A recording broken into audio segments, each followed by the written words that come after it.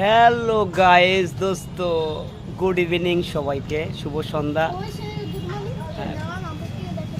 Good evening বলো, good good evening বন্ধুরা।